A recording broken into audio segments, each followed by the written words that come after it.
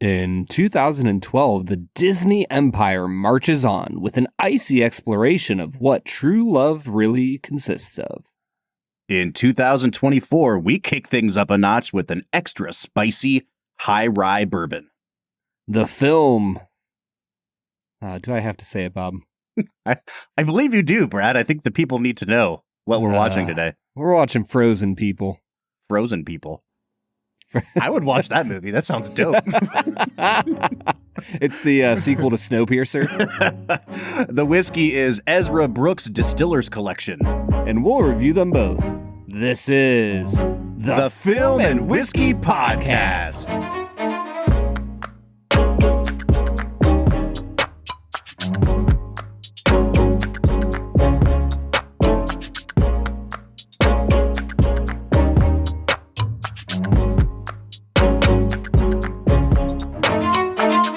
Welcome to the Film and Whiskey Podcast, where each week we review a classic movie and a glass of whiskey. I'm Bob Book. I'm drinking so much beer tonight, Bob. Brad, it sounds like you don't want to be here today. Nope. You know what's funny? I blame you. Yeah, I mean, you should. For years and years, Brad, we have been talking about our mutual distaste for this film. I have not watched the movie Frozen in, I don't know, 7-8 years. Like, it's been a minute since I watched this movie. Haven't watched it in a decade. Yeah, probably around that for me. And I was thinking, you know what? Like, I am sure that having watched a great deal of mediocre children's films since entering my 30s and having kids, that this movie is not as bad as I remember it being. And folks, let me tell you, my opinion on this film has not changed one darn bit. That's what I like to hear. So it sounds like you're drinking beer on our whiskey podcast to get yourself through. Yeah. Frozen doesn't deserve whiskey. Let me tell you what I'm doing. It's 8 p.m. at the time of recording. I brewed myself a cup of decaf coffee, and I am eating a powdered sugar donut. Wait, are you telling me that you turned into the fat cop from the Santa Claus? Yes, both him and an 80-year-old man. Okay, so, I love it, man. You know what? Let me sidetrack us immediately here, Brad. We were at my in-laws' house. They had a dozen donuts on the table, and they had already picked through what they wanted. And they said, you know, these are a day old now. Take what you want home, and the rest is going to the squirrels. And I said, I will be darned if I let the squirrels eat a cream stick. That's like the Cadillac of donuts. Like, I'm taking that home with me. So I'm eating a powdered sugar cream stick.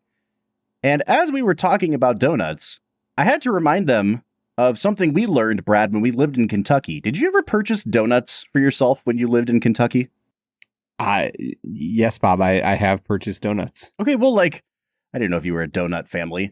I had a shocking realization, which, you know, the cream stick, which is a staple of Ohio's diet, I feel like, is known as a Long John in other parts of the country, and especially in Kentucky, they call it a Long John.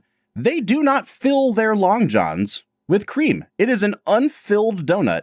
It's just a freaking loaf of bread. It's like an unsliced hot dog bun that they slap some frosting on top of. Ugh. I can't, like, and we started talking about, is that just a Kentucky thing, or is Ohio in the minority in filling them? And so I have to know, Film and Whiskey Nation, before we start, A, do you understand what I'm talking about when I say Long John? And B, locally to you, are they filled with cream, or is that just a delicacy that is unique to Ohio? Because it feels like these should have filling in them, Brad. 100%, Bob. Lack of filling is unacceptable. I will say, I'm going to keep us sidetracked.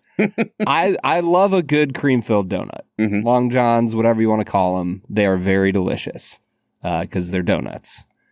I'm a little more of a Boston cream kind of guy. Oh, you're the custard type. I love the custard filling, man. It is delicious. I feel like when you get the Boston cream filling at like a grocery store donut, though, it's just vanilla pudding. Like, it's not really Boston cream. It's just like they took a snack pack off the shelf and they were like, yeah, use the turkey baster. And you know what I mean? Like, it just doesn't feel quite right to me. That might be the best mental image I've ever had. All right, Brad. Well, now that we've gotten completely sidetracked, I guess I'll say one more thing. In the past week, my beloved film from last year, Godzilla -1, dropped on Netflix. Surprisingly, it was unannounced. Ooh, It's I on need to Netflix now. watch it. I was going to ask if you had gotten around to watching it yet. Dude, you should be so proud of me. As a movie connoisseur, I had no idea that happened. You really need to watch it. It is significantly better than the film Frozen. We could have, in fact, just talked about that today. I'm going to do your favorite thing in the world, and I'm going to watch it on my phone. I don't even care how you watch it. It's so good. I would stake my reputation on it still being good on a phone. Wow. Not ideal, man. but still good.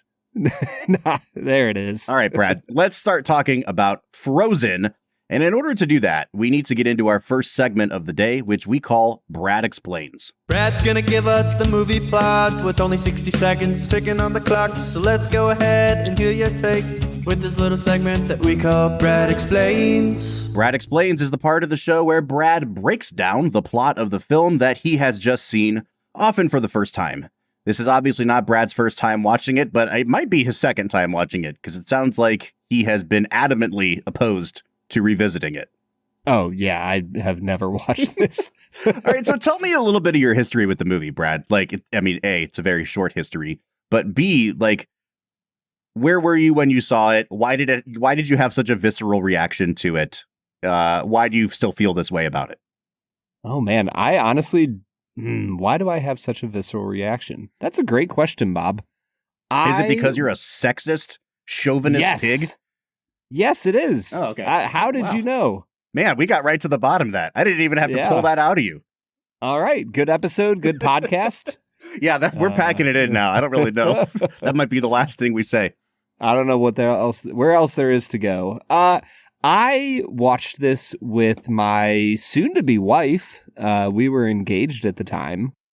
And I believe two of her friends, we watched it while she was still at Malone University, way back in the day. Why did I hate it so much? It sucks. Josh Gad gives a great performance for a different movie, and it doesn't make any sense in Frozen. There's just so much happening. And here's the thing, Bob, I'm going to blaspheme. Are you ready for this? Please. This movie is, upon credits rolling, 1 hour and 32 minutes long. It needs to be 20 minutes longer. It needs to be 20 minutes longer. If only so that it could slow down a little bit and just let everything breathe. Or just develop. Yeah. It just I'm with you, feels man. like here's the wild thing. Pixar takes 10 minutes, not even really. It's like 6 or 7 minutes of the montage for them to fly through an entire couple's life and take you through all the ups and downs of infertility and cancer and death and all these things. And yet at the end of it, you don't feel like you just got thrown through the freaking meat grinder of information and plot development. It feels like Frozen is the exact opposite. Yes, it feels like this movie is all plot, but that none of it connects to each other. I don't know what storyline to follow. I don't know what developments are necessary. And we're getting off base from Brad Explains. We're going to jump into why we actually don't like this movie. And it's not going to just be two guys hating on the movie that all the little girls liked, because this was a really important movie to a lot of people 10 years ago, Brad.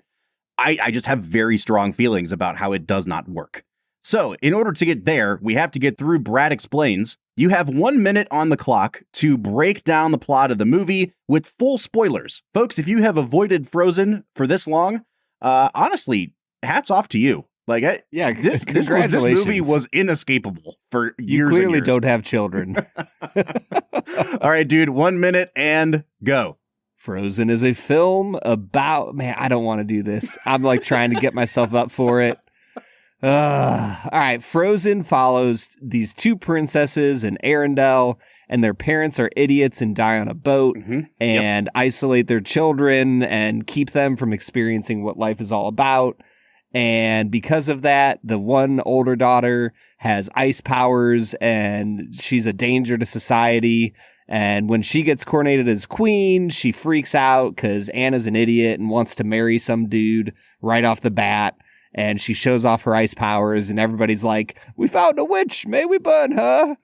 And she runs off into the woods and the mountains and is like, I'm going to build an ice castle. And then her sister's like, hey, I love you. Get your freaking butt back down here and fix all the crap that you started. And then the dude she fell in love with is a bad guy. And Elsa almost kills Anna. And then she doesn't because Anna sacrifices herself for Elsa.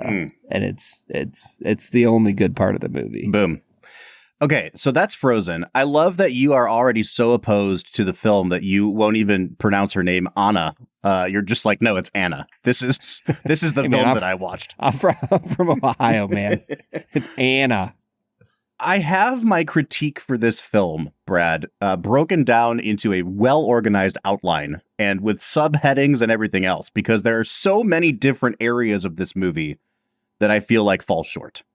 And I think the best place to start is by just kind of making this blanket statement that none of the characters' motivations make sense. None of the plot devices make sense. None of this movie feels like it logically flows from the preceding scenes.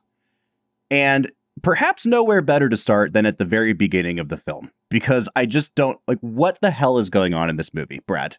So it starts with this kind of cool. Go ahead. I was like, can I be honest with you, man? Yeah. I think the opening ice scene is great. Yeah. Well, so it's like It's so good. two back-to-back cool sounding songs. The first thing you hear is that chant, which is interesting because, like, so I guess ostensibly this movie happens somewhere in Scandinavia, right? Like it seems that way. Although they say the word fjord. they so do, but then obviously. the name of the country is Arendelle, which is very clearly French influenced. So I don't know, maybe they live in the Swiss Alps. Anyway, they start chanting in this kind of like not Western sounding key and cadence.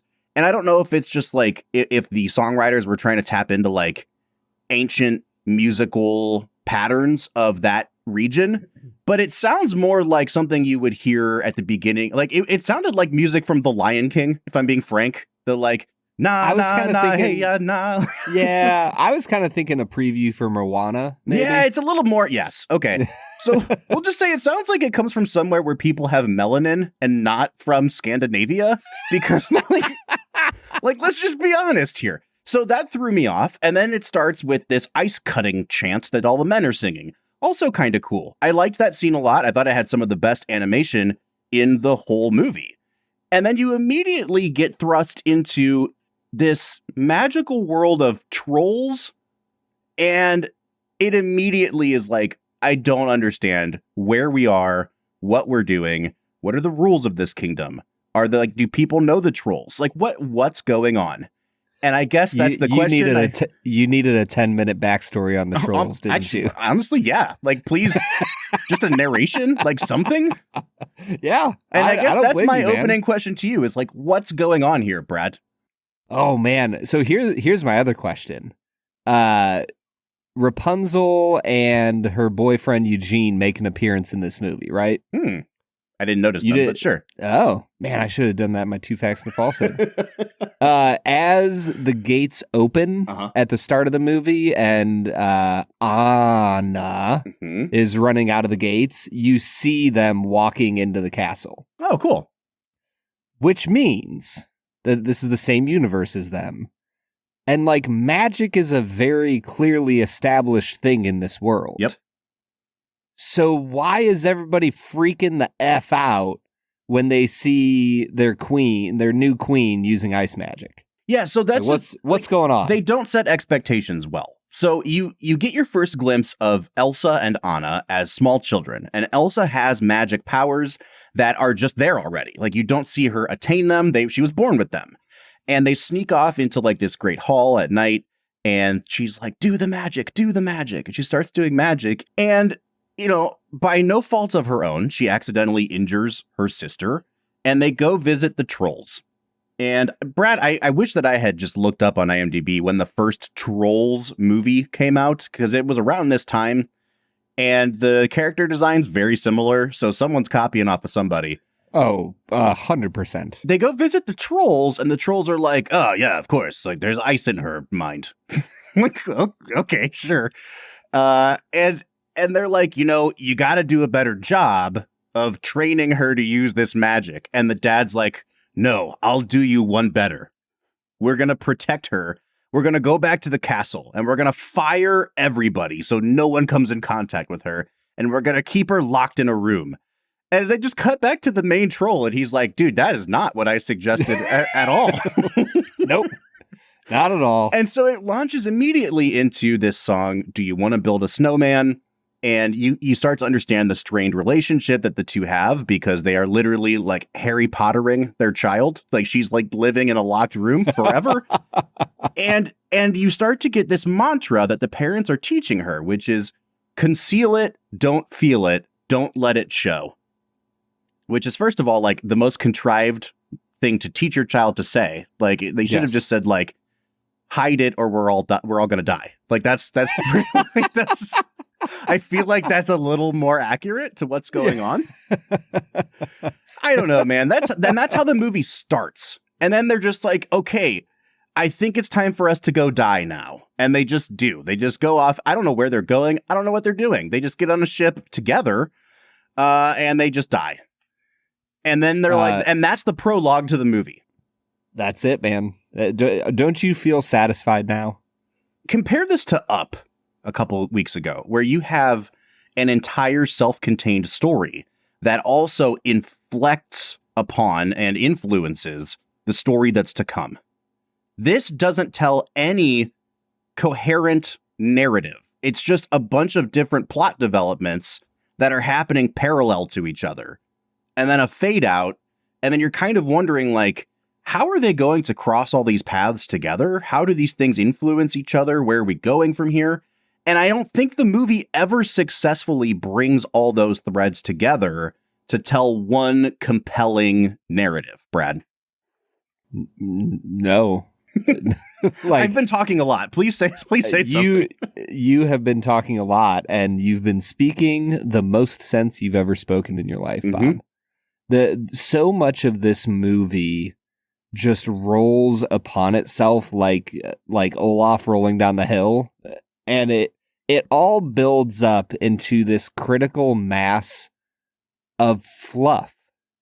And that's the problem with this film, is that at its core, this film is about the true, deep, abiding love that siblings ought to have for one another, and Anna has for Elsa.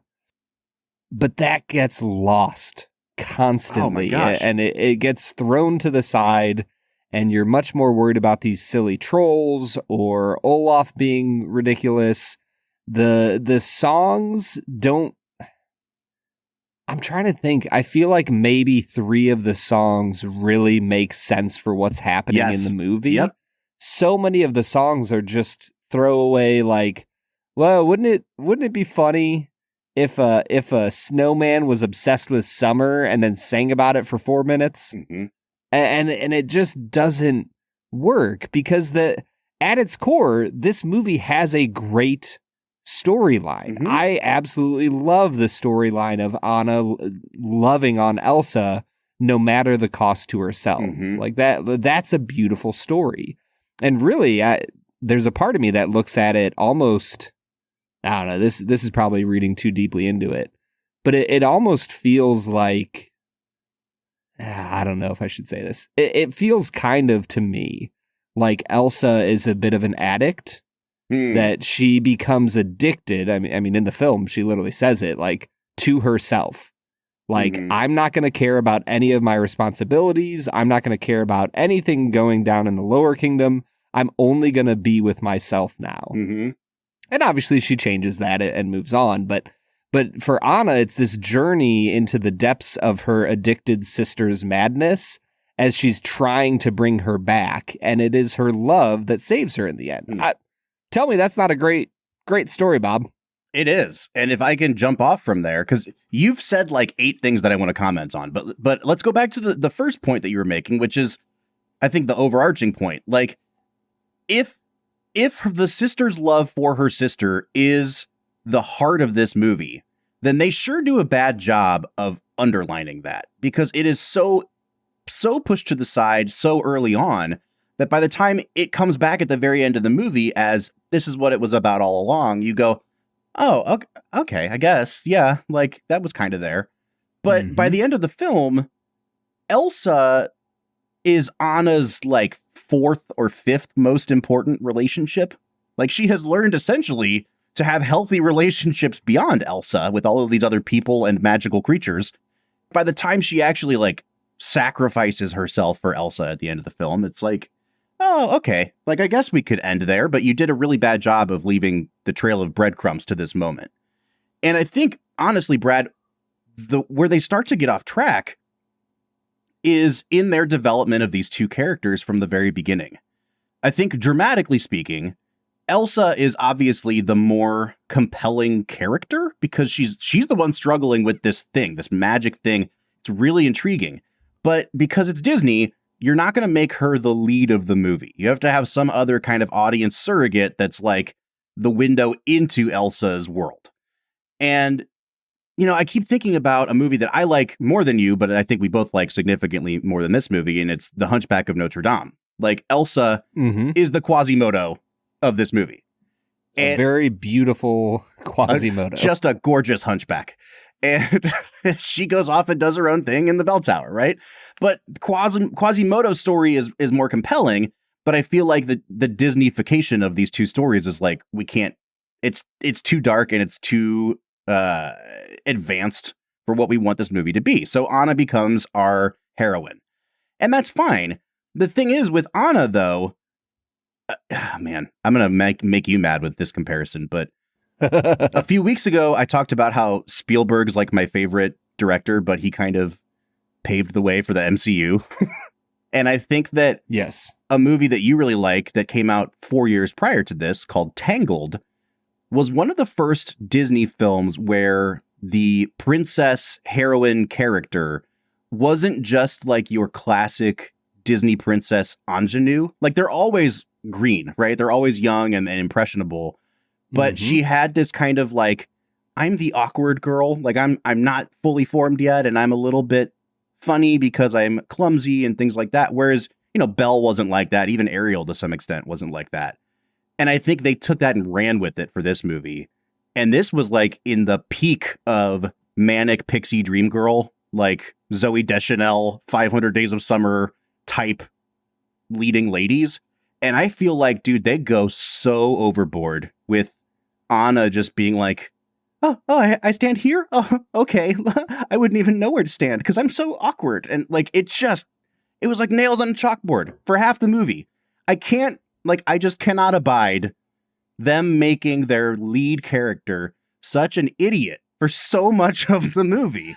Like, I can't stand these characters, dude. I want Anna, and like, she is a badass at points, and she has agency, and she's smart, and you know, like her ability to trust people is her downfall, but that's also her virtue. And like, lean into that. Make her a little bit more, I don't know, root forable, because I can't do it with how you're portraying her in the early parts of this movie. Dude, that's absolutely wild, because Anna was actually probably one of the few characters I liked in this movie. I'm not totally in disagreement with you that she's kind of a manic pixie dream Anna, but she's at least an enjoyable one. That, like, there's other films where it doesn't work as well, like a Elizabethtown. I think that it works here. Why do I think it works here? I don't know. I think it works. Boom. Sometimes that's all you can say. It's like, yeah, it just worked for me this time around. I do think the extent to which it works is because Kristen Bell does a really good job with the voice acting. I was about to say, I think it's because Kristen Bell gives the character a depth at the end of the film that qualifies the rest of who she is. Like, there's character growth by the end of the movie, but like, as she is facing death, you can tell that she begins to move beyond who she once was. And I think that's why I enjoy her as a character. She doesn't stay where she's at. Yeah, I totally agree. I do want to talk about Elsa, but I think in order to do that, we kind of have to start talking about the music of this movie, because Elsa's big moment obviously is Let It Go. And man, Let It Go is such a weird topic to talk about. So I kind of want to broaden it and talk about the music in general. This soundtrack went absolutely bananas on the charts in 2013, 2014. Like, people were buying this like crazy. And, you know, a few years ago, Encanto, I feel like kind of took off, but it never got to the level of Frozen. Frozen was the most popular thing I'd seen from Disney since probably The Lion King. And to this day, I've been trying to piece together, what is it about this soundtrack that appeals to people so much? But I think when you're just watching it in the context of the movie itself, and Brad, you've already started talking about this, it's kind of a muddled mess, because none of the songs are really designed to specifically address what's happening in the movie. No, it's not talking about the story that's being told. It's, I don't know, telling ancillary little bits of information. I don't know, like, we don't need a 4-minute background on this newly formed and life breathed into character Olaf. We don't need to know his motivation for going on vacation. Right. We're in the middle of important things here, guys. Come on. I think that this soundtrack is one of the first ones from Disney that shied away from that old, like, Howard Ashman style of writing songs. You know, we talked about Beauty and the Beast and how that's our favorite soundtrack. And it's because the songs are so specific to what's happening in that movie.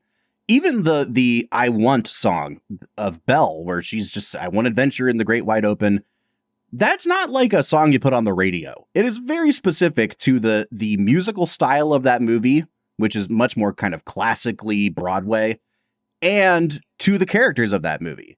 Whereas this movie is like, they sat down and they said, we want every single song in this movie to get radio play. We want to be able to put this on the radio. And in order to do that, we're going to write in the vaguest possible terms, so that when you're watching the movie, what is coming out of these characters' mouths kind of fits, sure. But then you can also listen to it in your car, and you can apply it to whatever situation in life. And I was just talking to somebody about this movie today, and I said that the soundtrack reminds me of, like, the contemporary Christian worship music of Disney. Like, it's kind of about Jesus, but it could also kind of be about my boyfriend if I wanted to, because we're talking about it so vaguely. And I think that that's what really frustrates me here. It's good pop music. It's terrible soundtrack to a music. Yes. I mean, it set the stage for The Greatest Showman. 100%, dude. Like, every single song in The Greatest Showman was like, how can we be the most poppy radio song that the world has ever seen? And they all sound the same and they all suck. Well, and the thing is, I don't even care if it's pop music sounding and not classic Broadway. You gotta make it address what's happening in the movie. And in both of those movies, it's not. Like, the movie almost seems like placeholder visual stuff for a song that's completely separate from the movie. Yeah, and even like the opening song is the most classical Broadway vibe, in my opinion. And it has nothing to do with the plot, but I don't mind it because the plot hasn't started yet. And so, like, the first time through, that song feels like it could be the opening song of Beauty and the Beast, because we're talking about the culture. We're talking about the lifestyle of Arendelle and what it means to be an Arendellian. And it feels like it's setting up the mythos of the region. And then it's never brought up. It's never mentioned. It's never, like, you know, you have Belle singing about this poor provincial town, and then the poor provincial town takes up pitchforks and torches and goes to kill the local beast. Like, that, like, it all fits together. And here it's like, yeah, we cut ice for a living. And then that has no impact on any of the characters whatsoever. Right. Other than a throwaway joke where the guy's like, I sell ice for a living. What am I supposed to do now? You know, and but you don't really understand the plight of the people living in the kingdom. You're absolutely right. And the music does nothing to support that. And I think because the music is operating in this sort of like vague pop genre, you get music that sounds like early 2000s pop. You get your classic Celine Dion style ballad songs. You get, you know, stuff that sounds like it should be in Moana. Like it's all over the place. And it's funny to me because I think some of my favorite songs from the movie are the ones that fit the least with this movie. Like the duet that they sing at the beginning, Hans and Anna, Love is an Open Door. It's great. It's great because it sounds like it's from High School Musical. Like it is like 100%, dude. Like, yeah, I like the song that the Trolls sing, the Fixer Upper song, because that sounds like it should be in Hercules. It's a completely different style of music. It just continually muddles up this movie because this movie has no idea what it wants to be or what it wants to say. Yeah, I am with you 100%, man. I need to drink whiskey. Well, hold on. I'm going to delay your whiskey for 2 seconds. We've been crapping on this pretty hard. And like, I'm not going to give it a high score, but I don't think that there is like nothing to enjoy or appreciate about this movie. And us both being fans of the musical, Brad, what were your favorite songs in the movie and what did you like about them? Oh, man. What were my favorite songs in the movie? I don't know, Bob. I don't like the songs in this movie. Like, I don't want to be a dick. The only one I really like is probably the opening song and probably the duet. And the reason I like both of those is that the opening song feels like it's setting something up, even though it doesn't. And the duet sets up the characters. If there's one thing that this script does well, it sets up the character of Is it Hans? He's the bad guy? Yeah. Yep. I think that it does an incredible job of setting him up as a sincere, good-hearted, good guy. Yeah. Like, I do think the twist is really well done because, yes, you know, what I thought was coming was she gets stabbed in the heart by her sister and then she's like, you got to kiss me. It's true love. You know, I thought it was going to be the classic Disney thing of he does kiss her, but it's not really true love. And so then she has to go get whatever the hell his name is to kiss her, right? Yeah, but instead they're like, hey, let's make him a murderer. And I'm like, oh, okay. Yeah. Like, I'm on board. Yes. And it's so well done because you're right. Like, you can feel as an audience member watching the movie that the kiss isn't going to work. Mm-hmm. But you think that it's going to happen. And that's the incredible bit of writing. Like, so I think that's why, to go back to your question about the music, I think that's why I like the Love is an Open Door, because it really sets up that childlike teenager first crush, first love vibe. And once again, that, you know, going back to Anna, like, I think that's why I like her, is because she starts off as that 15, 16-year-old girl who is just madly in love with the first set of beautiful eyes that she sees. And he seemingly is the same way. And I like that. It's well done. All right, man, let's break for whiskey. Let's cool our jets a little bit. Then we'll come back and talk about more things we dislike about the movie Frozen. What do you say? Let's get to it.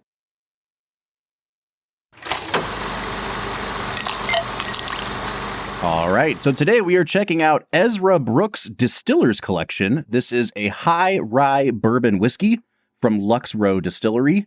This is, I believe, our fourth Ezra Brooks product that we've tried on the show. We've tried Ezra Brooks, we've tried Ezra Brooks 99, we've tried Old Ezra 7 year, and now we're trying the Distiller's Collection. It follows roughly the same pattern as their wheated bourbon line, Rebel, which we really, really love. I've always been a little bit more mixed to muted on Ezra Brooks, Brad, and it may just be my own preference for I like wheated bourbon better than high rye bourbon. But I'm really hoping that this Distiller's Collection nails down for me what the flavor profile of Ezra Brooks is supposed to be. Because for me, Rebel Distiller's Collection, I think, is the best thing in that entire line. Oh, bro, far and away, Rebel's Distiller's Collection is mind-blowingly good. Mm-hmm. I like, if there's a reason to go down to the Kentucky Bourbon Festival every year, it might be just to buy that for what, $60-$70 usually. Mm-hmm. Oh, Yeah. it's such good stuff, man. It's really, really good. And so the Distiller's Collection is this interesting thing that Lux Row does, which is a super hyper small batch release. They release it every few weeks, but the batches are like, on the website it says 30 to 40 cases of whiskey. So we're talking like only a couple barrels max, depending on how old the whiskey is. It is a blend that's made up of hand-selected barrels that are chosen either by the master distiller or specifically appointed employees, at Lux Row. So it's pretty cool that they blend them that frequently. They release them that frequently. This one is clocking in at 107 proof, which I think is like a perfect proof point, Brad. I don't want to talk too much more about it because I'm excited to dive in and see what this brings about for us in terms of how we evaluate this brand overall. So I'm drinking it live. Brad, you've had it before. Why don't you kick us off with your nosing notes? As I got into the nose on this one, the thing that popped out to me right away and stuck with me after multiple nosings, it just really came across astringent to me. Oh, interesting. The longer I stuck with it, the more I got some caramel, there's some black pepper, there was some apple notes coming through, almost like a red apple. Mm-hmm. It's interesting and unique, but I couldn't get away from that astringency. So I'm going to give it a 6.5. I got most of the same notes you did, but I like it a lot better. I think the very first thing I noticed was like pink bubblegum, and then that led directly into Coca-Cola. But it was Coca-Cola with like a ton of black pepper, like ground right into it, like an Olive Garden server, just grinding pepper in my Coke.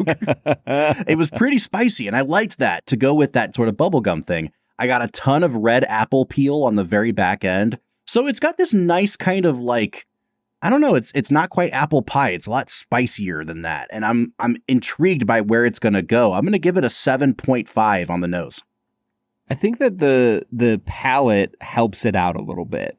It got a little bit spicier. There's some clove. The caramel comes through. The apple turns into like a really nice tart apple vibe. This is a really interesting whiskey that has good, solid flavors coming through. I'm going to give it a 7 out of 10 here. Yeah, I think I'm pretty much with you, man. I like this a lot. There is definitely some Coca-Cola notes right up front. And then you're kind of overwhelmed with the sweetness of it. It gets really like vanilla extract kind of heavy for me, to the point where I think like on the back of the palate, my palate was almost fighting against it. It was like, oh, this is like sickly sweet. But it has a nice layer of spice underneath it. The black pepper definitely shines through. The ethanol comes through on the back end of the palate.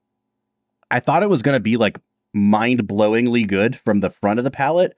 And then it got a really kind of bitter herbal quality to it at the back that kind of soured me on the whole experience. I went from, I was going to give it like an 8.5 or a 9 down to, I don't know, I guess I'll give it a 7, but I feel pretty strongly that my finish score is not even going to be that high, Brad. Yeah, and I think that I'm with you, man. The finish falls off for me. It doesn't last long enough. It stays peppery. The oak starts to come through. 6 out of 10 here. Yeah, same thing, man. It's like overly spicy and overly aggressive and overly bitter at the same time. To the point, like, and I hate to say this because I'm going to make it sound like I'm being dramatic. I almost had like a little bit of a, not quite a gag reflex, but something close to that. You know what I mean? Like, oh, this is very bitter. Almost like when you leave a pill in your mouth for too long and the taste of the medicine starts to go through that coating. Yeah, not my favorite, man. I'm going to give it a 5.5 on the finish. And that really tanks my balance score because I thought the nose and the taste were pretty well balanced. But it got really, really herbal and almost medicinal for me on the back. I think I'm just going to give it let's call it a 6.5 on the balance. Yeah, I'm at a 6 on the balance, Bob. There's just nothing to write home about here. Mm-hmm. Unfortunately, I really wanted to like this. I think the interesting thing is that when it comes to value, this is only sitting at $35. And I want to give it a decent score, but I don't know, even at $35, Bob, I don't know if this is a good value.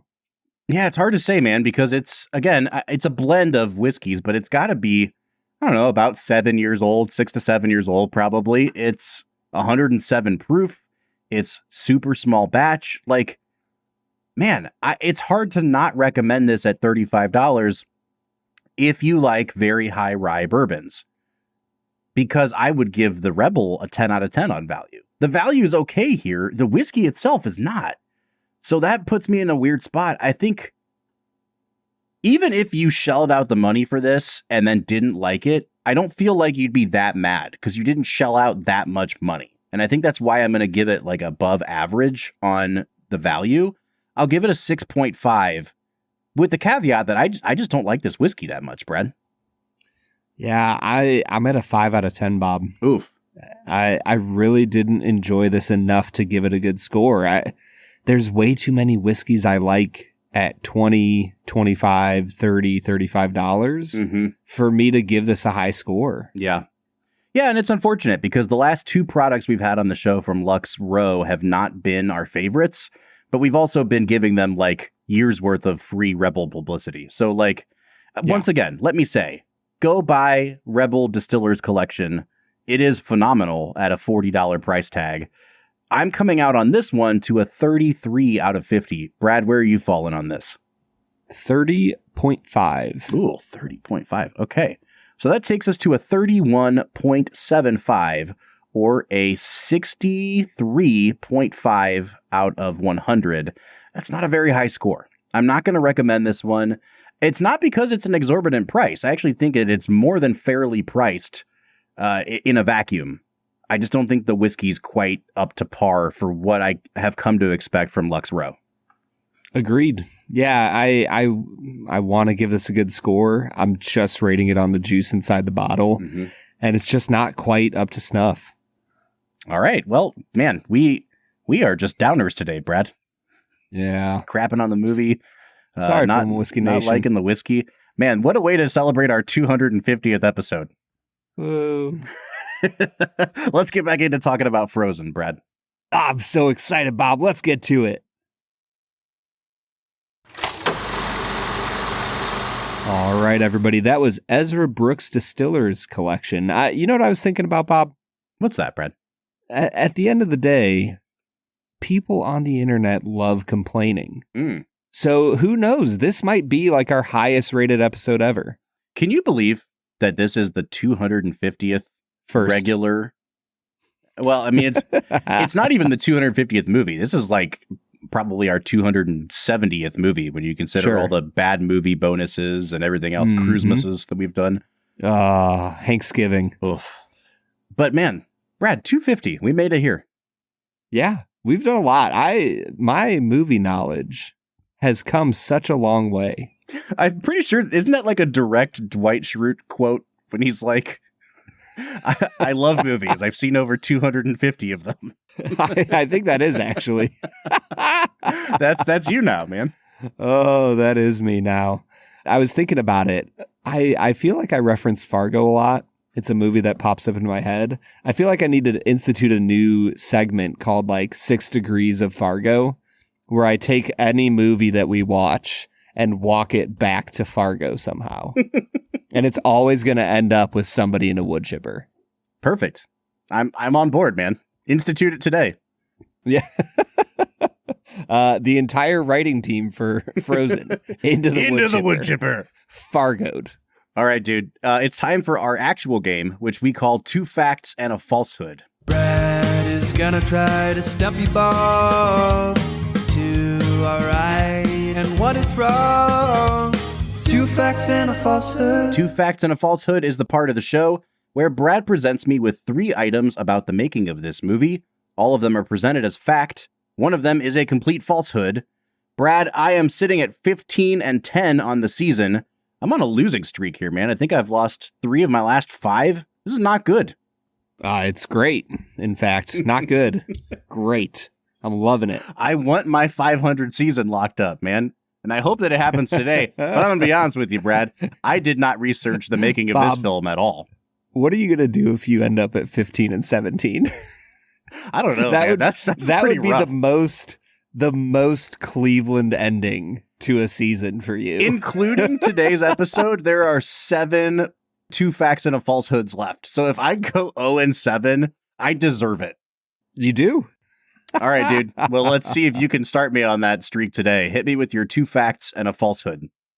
Fact number 1, the characters of Hans, Christoph, Anna, and Sven are a reference to Hans Christian Andersen, the author of Snendronigen, the Snow Queen, which is the inspiration for Frozen. Fact number 2, in early designs, the giant snow monster that Elsa creates is a big version of Olaf, who addressed him as little brother. But it was later decided that although it was cute and funny, it looked a bit dumb. As opposed to what they actually... I'm sorry, I'm eating my donut now. This is ridiculous.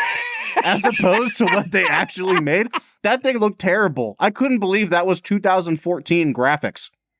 Fact number 3, Bob. The CGI team at Disney created a custom algorithm for Frozen called Blizzard, which helped create the snow and ice magic used throughout the film.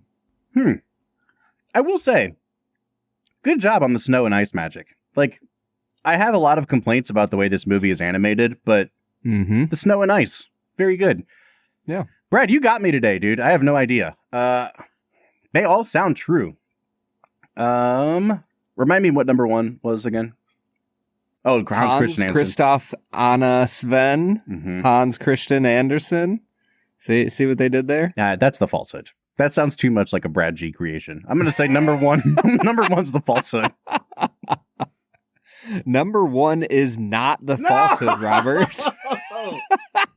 You sounded too proud of yourself. You sounded like, I totally wrote this, and I'm going to be like, you get it? Wow, these writers really do belong in the wood chipper. They really do. Fact number 2 is true as well. They originally designed a giant Olaf. I would have preferred that. Really? You could have had a duet with them as like a post-credit scene of them both singing about being in summer together. But the giant one has like a really low bass voice, you know? Yes. Okay, so Blizzard is not a thing that was created. As soon as you said you liked the ice magic in the movie, I was like, I got him. You got it. I got him so good. Damn. All right, I'm at 15-11 now on the season. The streak continues. That's 2 losses in a row. Oh, man. Don't call it a comeback, Bob. All right. Let's talk a little bit about that animation quality. Because, Brad, one thing that I really noticed, especially coming off of consecutive weeks of Pixar films a few weeks ago, Up and Toy Story 3, is that Disney at this point, you know, they've acquired Pixar, but Pixar still operates independently as its own production studio.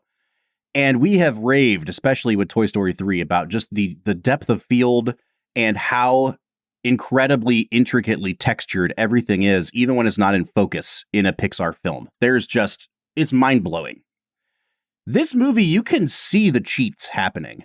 And I was really shocked at even characters in the foreground. The animation looks like what you would get on a really well-produced Disney Plus show now. Yeah. Like, it looks like a TV show. And there were multiple scenes, like the dance hall scene at her coronation, where they do the thing that they used to do with hand-drawn Disney, where they would put the characters in the foreground in focus and everybody in the background out of focus, but it was a way of hiding that they just more crudely animated those characters. And they did it here. Like, in computer animation, those characters were more crappily rendered than the other characters in the movie. And that's not to say that, like, you can't do that. Obviously, Disney's done it for decades. But I think it showed the chasm between how well rendered everything is in a Pixar movie versus what they did here with Frozen. And the other thing for me was how bland the color palette was throughout the movie. Like, it's one thing to be chasing Elsa off in the snowy wilderness and, like, yeah, everything is snowy and you have some green, pine trees. Like, you're not going to have a lot of colors. That's okay.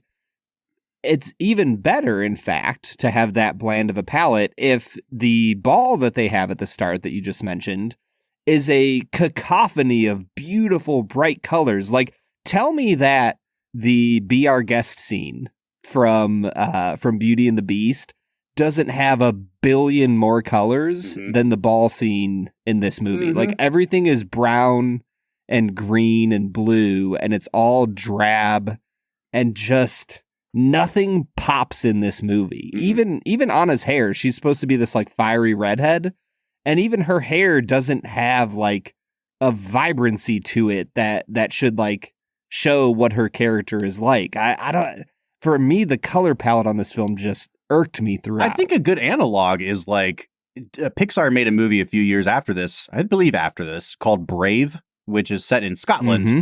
And it's a similar kind of palette. Like they're both going for the like Kingdom of Rohan thing in those movies. And it's accurate to the period, right? But the way they render the red hair in Brave, the way they render those earthy greens, it's just so much more vibrant than what they're doing here. I completely agree with you, man. Yeah. Hey, Bob. This movie sucks. It sucks so bad. Can I go? Go ahead. Sorry. Go ahead. Keep going. Can I go on my Let It Go rant now? Oh, I hate that song. Yes. I mean, yeah, that song, I called it a Celine Dion song because it was as ever present as My Heart Will Go On for a number of years there. But you mentioned Beauty and the Beast a little while ago. And I think that one of my main issues with this movie is that it tries to do Beauty and the Beast, but it neglects to understand what made Beauty and the Beast work so well.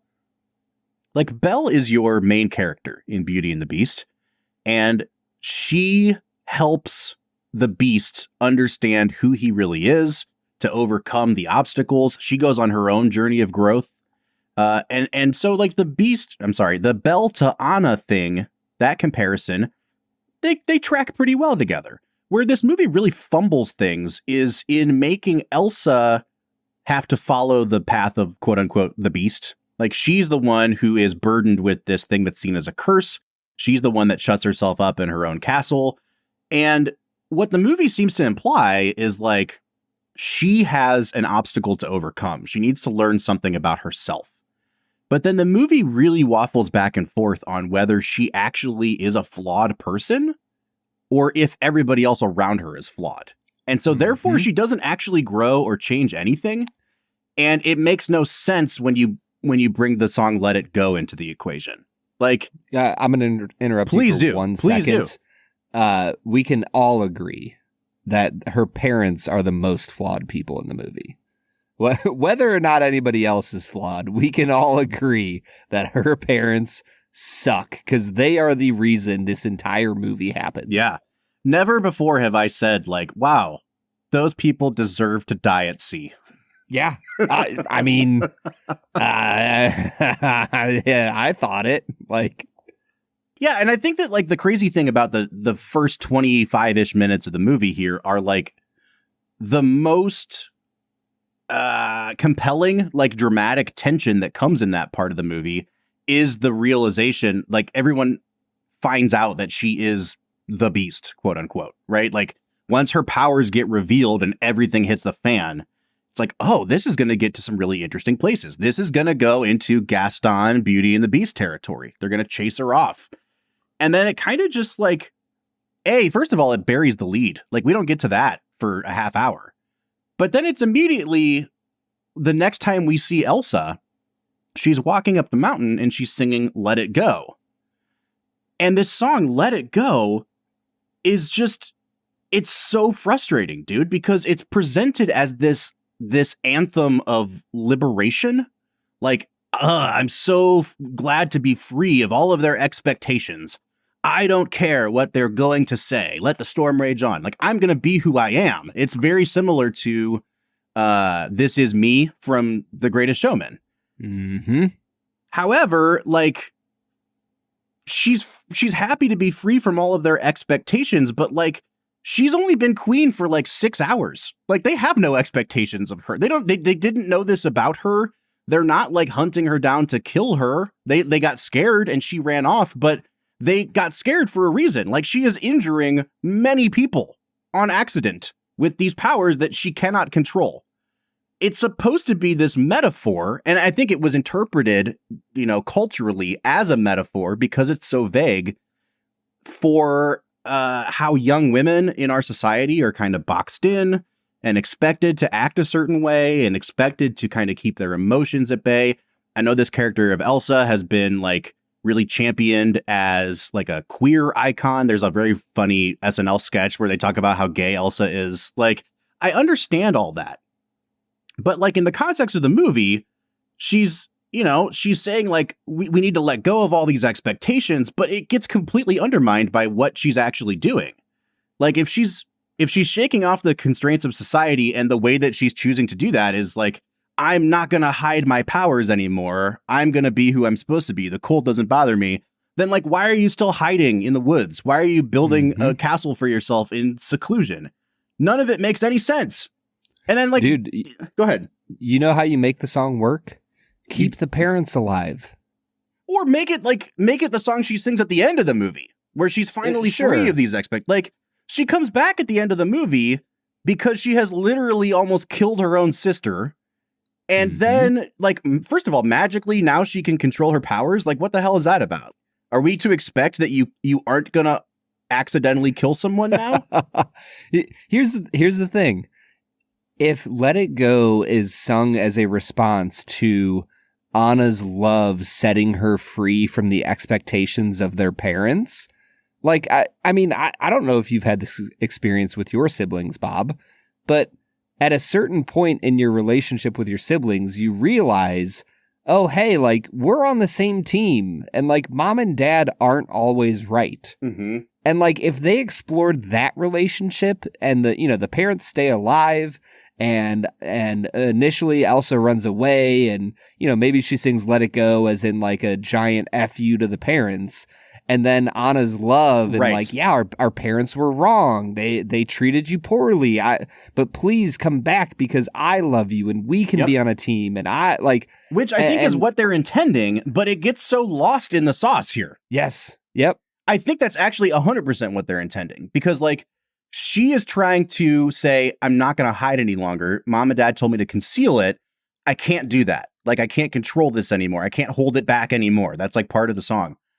But it's sung as a theme of empowerment, and it's not, because she's still like in a state of disequilibrium, right? And so she's still hiding in the woods. She's still afraid. She doesn't want to face the reality of the harm that she's caused. And at the end of the movie, she becomes a much more complete, healthy, emotional person. But if that's the case, then what they're saying is like, she went from totally messed up to coping mechanism, which is let it go, to health. But if that's true, then everything she said in the song Let It Go, she was saying from a place of unhealthiness. Yep. And therefore, it's not a song of empowerment. You know what I mean? Like, yes. I just think it really wants to have it both ways, and it can't do that. Yeah. It wants its cake and to eat it too. But at the end of the day, it's moldy cake. and like, nobody should be eating that cake. And I think that's the problem with the messaging here. It's speaking a message of empowerment to people being immature and unhealthy and making decisions out of a place of unhealth. And like, that is not good for any human being. Like, I have no qualm saying that. The way that she quote unquote lets it go is poorly done, and it's not good for her, and it doesn't lead to a good place. Right. And I don't think the movie wants to present, like, maybe the writers didn't want to present that as the solution, but when you make that the cornerstone song of your movie, and you write the song in such a way that it can be vaguely applied to any young person's life who may be listening to that song on the radio, then it really loses the meaning that, hey, she's actually not in a good place when she's singing this as her anthem. And so like, yes, I just feel like you need that context. And the movie, to your point, it wants to have its cake and eat it too. I've been rambling, Brad. I think maybe it's just time for us to switch over into let's make it a double on this movie so we can talk about other films besides Frozen. We're near the end of the episode, so thanks for listening to the Film and Whiskey Show. Let's pair another film with this one, even if it's a struggle. It's our final segment of the day, now let's make it a double. Ugh, I haven't even come close to thinking about let's make it a double, Bob.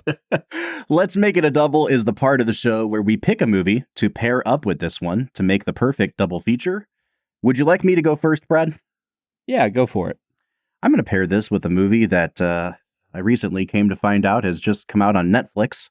It's a movie about a kingdom, a once mighty kingdom, that is fighting against a monstrous creation with what seems to be magical powers that is keeping them at bay, oppressing and suppressing them, and the way that those people rise up and the way that they overcome this monster by ultimately sinking it to the depths of the sea and encasing it in ice, similar to the story of Elsa. And that is a movie called Godzilla -1. Please go watch that instead of Frozen. It is so good.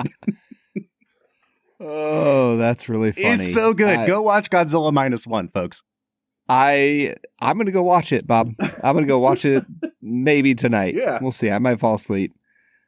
I think that's a great pairing, Bob. I wish Godzilla would just rip through Arendelle halfway through this movie. All right, so go ahead, sorry.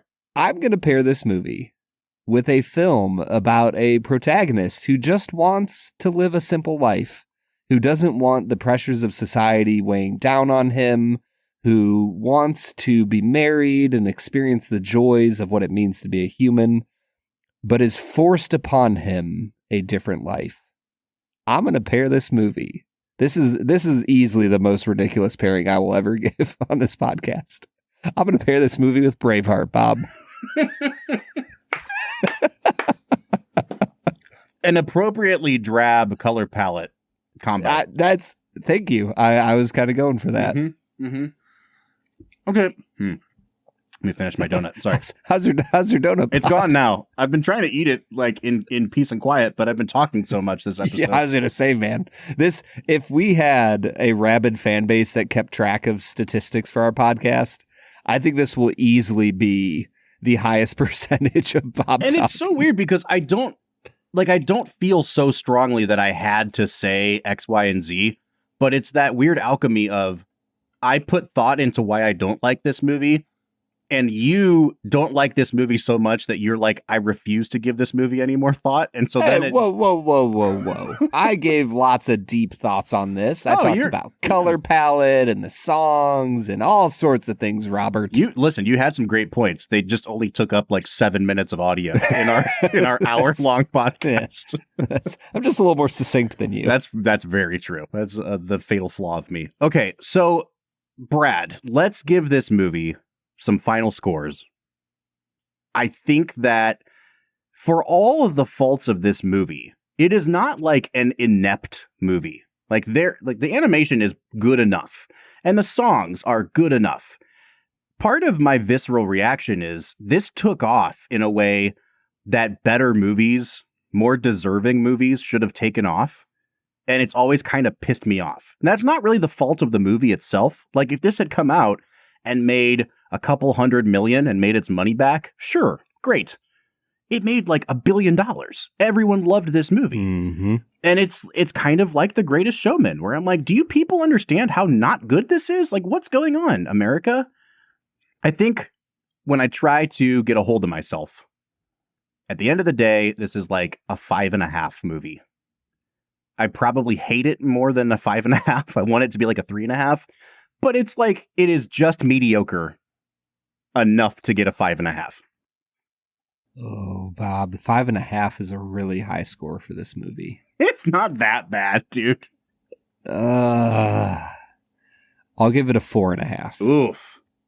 I can't bring myself to give this movie a 5. Here's the thing. I'm going to say something nice about the movie. I actually got a little bit emotional at the end. I think that the blizzard as they're running across the lake with the frozen ships and Kristoff, who we didn't even talk about. Kristoff and his gay reindeer. Kristoff, played by Jonathan Groff, one of the more famous, Broadway actors of the last decade. You would know him, Brad, as the king in Hamilton. Ooh, I do know him. He is a fantastic actor. I mean, he's been in a ton of stuff. I had no idea that was him until this time around. I saw it on IMDb. So yes, let's give a shout out to Kristoff. Yes. I want to finish your point, please. I was just going to say, I was emotionally moved at the end of the film.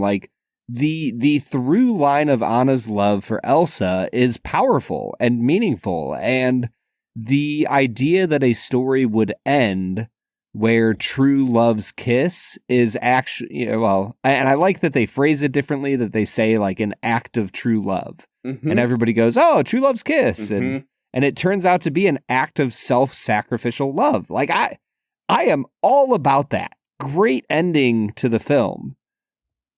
But man, it's really rough getting there. Yeah. Really, really bad. This could have been a really good movie if they had just clarified their intentions with it. They want it to be 100 things, and it can't be all those things.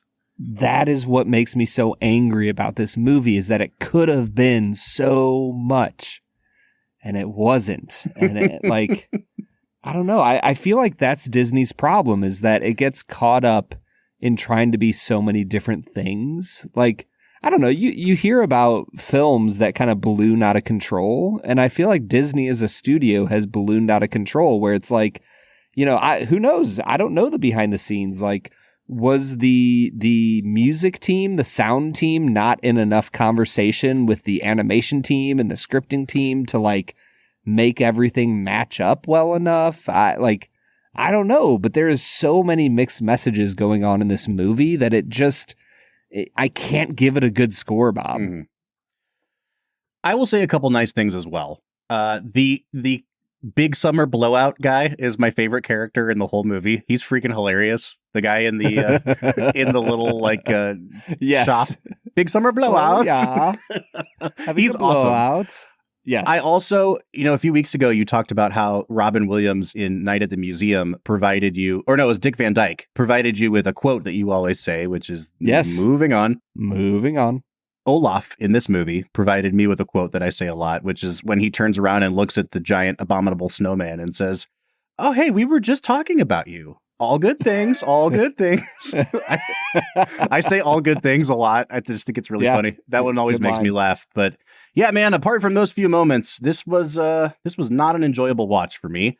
Folks, are we too harsh on Frozen? Are our hearts frozen? Do they need to be thawed out towards this film? You can let us know what you think of this movie and its songs and all of the merchandise that came out of it by finding us on social media. Facebook, Twitter, Instagram, TikTok, and YouTube at Film Whiskey. Or you can join the conversation on Discord. We will be I'm going to be trashing Frozen tonight. You can go back and read the conversation when this episode comes out. But man, join the conversation at Discord. You can find a link to it at the end of every single one of our show notes. Well, while Brad is rage posting, I will be preparing for next week, which is perhaps the most interesting episode we're going to get for the remainder of this season. A movie that came out of nowhere to dominate the box office, and it is once again because I don't think Americans interpreted it correctly. 2014's Clint Eastwood film, American Sniper. So we'll see you next week with Bradley Cooper. But until then, I'm Bob Book. I'm Brad G. And we'll see you next time.